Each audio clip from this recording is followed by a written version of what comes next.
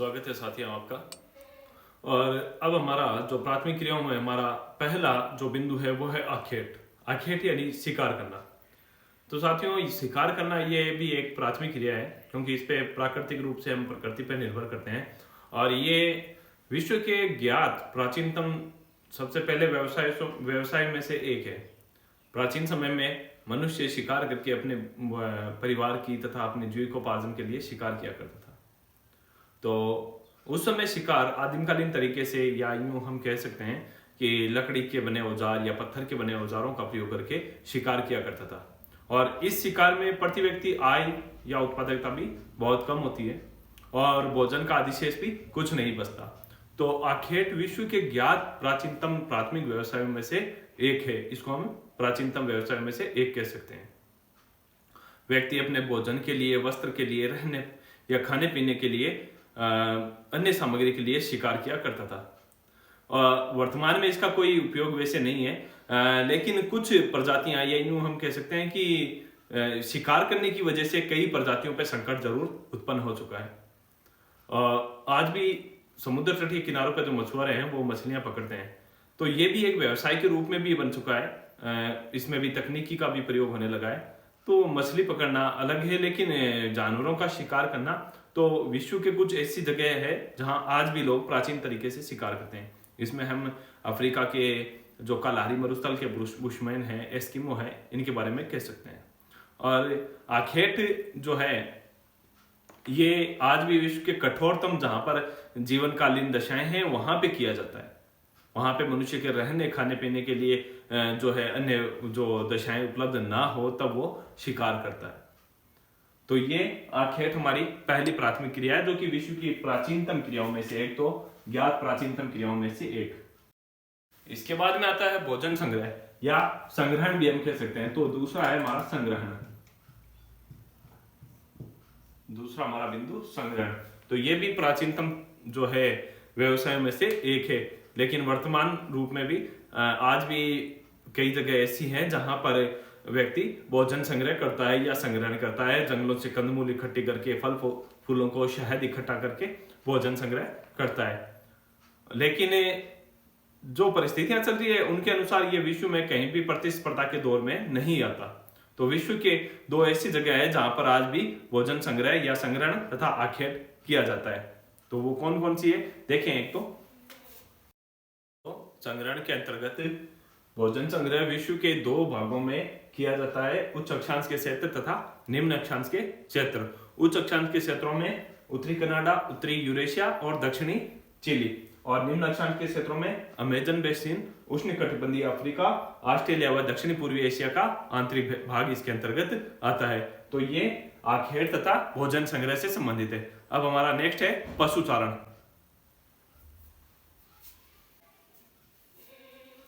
तो भोजन संग्रह के अंतर्गत पेड़ों की छाल, फल फूल, वृक्षों की छाल, जड़ें इत्यादि, जैसे कि कुनैन के पौधे की छाल का उपयोग मलेरिया के इलाज के लिए कुनैन की दवाई बनाई जाती है। इसके अलावा और अन्य तथा जानवरों के चमड़े, रंग रोगन, ये सारा जो है वृक्षों से या जानवरों से प्राप्त किया जाता है। ये लोग किसी प्रकार का पशुचारण या यूं कहें कृषि नहीं करते, लेकिन ये जो है वनस्पति पदार्थ जो है जितने भी या पशु हैं उनके द्वारा जो प्राप्त कच्चा माल है उन पर निर्भर रहते हैं। तो ये भोजन संग्रह के अंतर्गत आते हैं इसमें। तो आखेट तथा भोजन संग्रह पर निर्भर रहने वाले लोगों ने जब ये महसूस किया कि इससे हमारी जीविकोपार्जन नहीं हो पा रहा है या आखेट करना मुश्किल होता जा रहा है, तब वो धीरे धीरे इन पशुओं को पालतू बनाने लगे और उनका रुझान पशुचारण की तरफ होने लगा। तो फिर उन्होंने पशुओं को पालना शुरू किया, जिससे उनको मांस, चमड़ा और ऊन तथा दूध भी प्राप्त होने लगा और उनकी आय या यूं कहें उनका जीवन स्तर भी बेहतर होने लगा। उन्होंने पशुओं को पालना शुरू कर दिया और ये व्यापार भी आज विश्व में बड़े स्तर पर ये व्यापार के रूप में भी पशुचारण किया जाता है। तो ये प्राथमिक व्यवसाय पशुचारण। तो हमारा टॉपिक पशुचारण और कहाँ किन क्षेत्रों में किया जाता है वो देखें आप। तो ये है पशुचारण के प्रमुख क्षेत्र, जिनमें उष्णकटिबंधीय घास के मैदान तथा शीतोष्ण कटिबंधीय घास के क्षेत्र ये आते हैं। तो उष्णकटिबंधीय घास के क्षेत्र वो 5 डिग्री से लेकर 30 डिग्री अक्षांश के मध्य का क्षेत्र है, और जहां वर्षा 100 सेंटीमीटर से कम, और इसके अलावा घास की ऊंचाई 1.5 से 3 मीटर तक होती है। तो इन घास के मैदानों को हम यूं कहें सूडान में सवाना, वेनेजुएला में लानोस, दक्षिण अफ्रीका में पार्कलैंड और ब्राजील में कंपास के नाम से जाना जाता है। और फिर है शीतोष्ण कटिबंधीय घास के क्षेत्र, जहां 30 डिग्री से लेकर 45 डिग्री अक्षांश का क्षेत्र और इसके अंतर्गत 50 सेंटीमीटर से कम वर्षा, यानी वर्षा का औसत 50 सेंटीमीटर से कम, तथा इन क्षेत्रों को रूस में स्टेपीज, यूएसए संयुक्त राज्य अमेरिका में इनको पंपास के नाम से तथा ऑस्ट्रेलिया में इनको डाउन्स के नाम से जाना जाता है। और पशुचारण में पहले है चलवासी पशुचारण। तो देखिए, चलवासी पशुचारण के अंतर्गत पशुओं को एक स्थान से दूसरे स्थान उनको चराने के लिए ले जाया जाता है। और जैसे हम देखें हमारे भारत के संदर्भ में, तो भारत में भी गाय, बकरी, भेड़ ये जो है चलवासी पशुचारण के अंतर्गत होता है। और कुछ क्षेत्र ऐसे हैं जहां पर गाय भैंस प्रमुख पशु है, कहीं पे रेंडियर भी पाले जाते हैं, है ना, और कहीं पे जो है भेड़ बकरियां भी, तो देखें, और कहीं पे याक तथा लामा। तो ये कुछ क्षेत्र हैं तथा कुछ पशु हैं, वो मैं आपको बताता हूँ कौन से पशु किधर किन क्षेत्रों में पाले जाते हैं और इनकी कौन सी जो जगह है, यानी इनका बेल्ट कौन सा है। तो हम पहले लेते हैं चलवासी पशुचारण।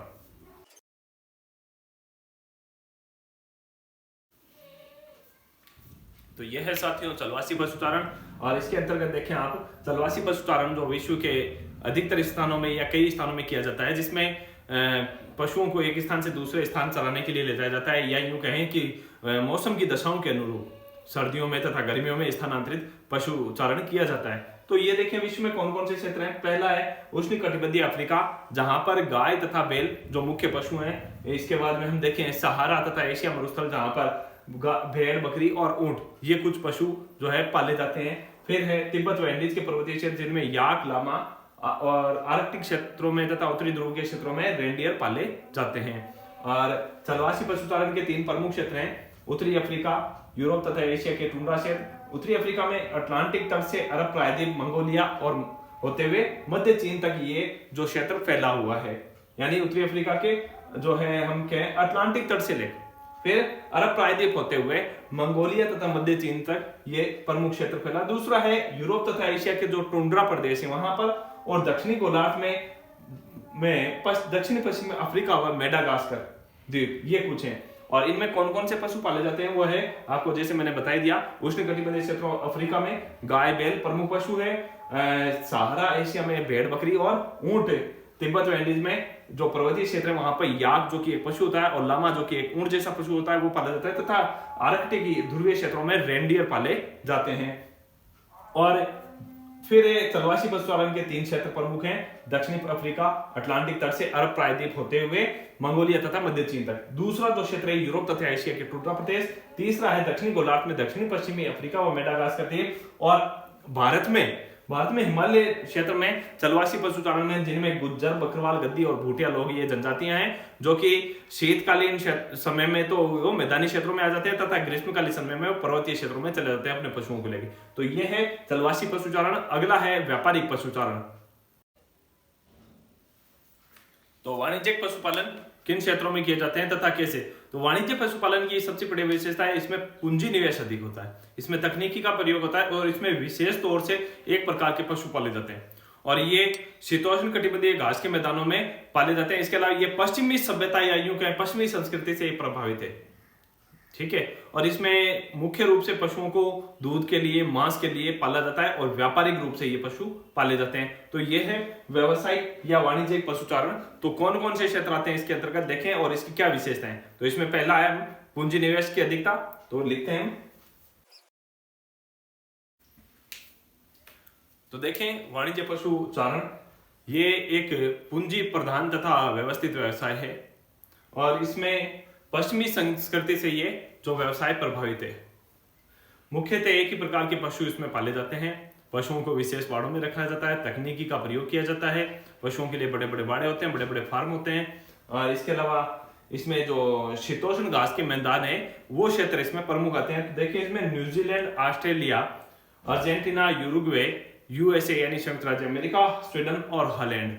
तो इसमें डेनमार्क तथा न्यूजीलैंड जो दूध उत्पादन के लिए विश्व प्रसिद्ध है, ऑस्ट्रेलिया ऊन व दूध के लिए तथा अमेरिका मांस तथा दूध के लिए प्रमुख है इनमें या प्रसिद्ध हैं।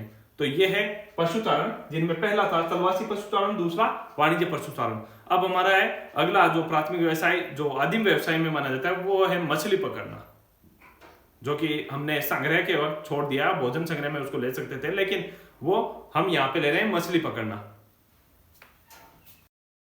मछली पकड़ना, विश्व के कई भागों में मछलियां पकड़ी जाती है भोजन के लिए, और आजकल इसका व्यापारिक रूप से भी महत्व हो रहा है। और मछलियां विशेष तौर से खाद्य के अलावा, भोजन सामग्री के अलावा मछलियां तेल के लिए तथा अन्य जो है उत्पाद उनके लिए भी मछलियां पकड़ी जाती है।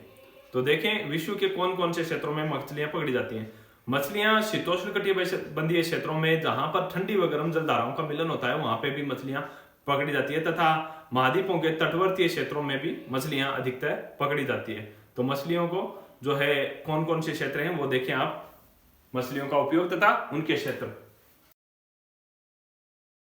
तो ये है मछली पकड़ना हमारा व्यवसाय, जो कि प्राथमिक व्यवसाय में इसमें मछली का उपयोग भोजन के अलावा तेल व चमड़े के लिए तथा प्रसाधन सामग्री के लिए और दवाइयों के लिए भी मछलियां पकड़ी जाती है। इसके अलावा दुधारू पशुओं को खिलाने के लिए तथा खाद के लिए भी मछलियों का प्रयोग होता है। फिर है इसके जो क्षेत्र आमतौर पर जहां पकड़ी जाती है, तो ताजे पानी के जो स्रोत हैं, खुले व तटवर्ती समुद्र है, वहां पे मछलियां पकड़ी जाती है। और शीतोष्ण कटिबंधीय क्षेत्रों में जहां पर गर्म व ठंडी जलधाराओं का मिलन स्थल होता है या मिलन क्षेत्र है, वहां पर मछलियां पकड़ी जाती है। विश्व के प्रमुख जो मछली पकड़ने वाले क्षेत्र हैं उनके नाम या वो क्षेत्र कौन कौन से हैं देखें आप। उत्तरी प्रशांत महासागरीय जो तटीय क्षेत्र है वो, फिर दूसरा उत्तरी अटलांटिक तटीय अमेरिकन क्षेत्र है, वहां पे भी मछलियां पकड़ी जाती है। इसके अलावा उत्तरी पश्चिमी यूरोपियन क्षेत्र में भी मछलियां पकड़ी जाती है महासागरों से। इसके बाद में जापान सागर का क्षेत्र है। ये विश्व के कुछ प्रमुख मछली पकड़ने के क्षेत्र हैं। अब हमारा अगला जो टॉपिक है वो है कृषि, और कृषि में हम आदिम कृषि, जीवन निर्वाह कृषि, व्यापारिक कृषि और